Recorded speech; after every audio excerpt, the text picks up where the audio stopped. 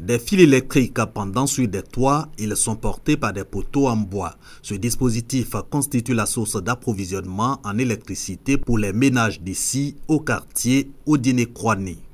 À Belleville, Banco, Tolakwa-Diokro, d'autres quartiers de Bouaké, le branchement anarchique reste également le moyen d'accès à l'électricité.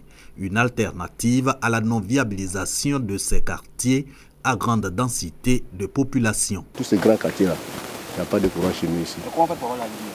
Bon, on tire le courant à peu près un peu pour aller chez nous. Mais vous voyez les lumières et les câbles qui tirent pour aller là. On vient tirer ici pour...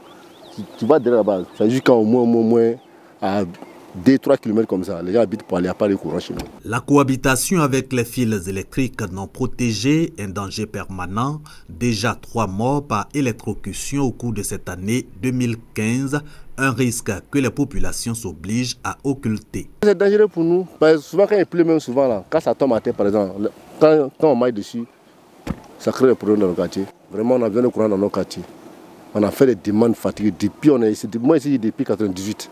Si l'État pouvait viabiliser correctement les quartiers pour que tout un chacun puisse avoir l'électricité, ça serait l'idéal.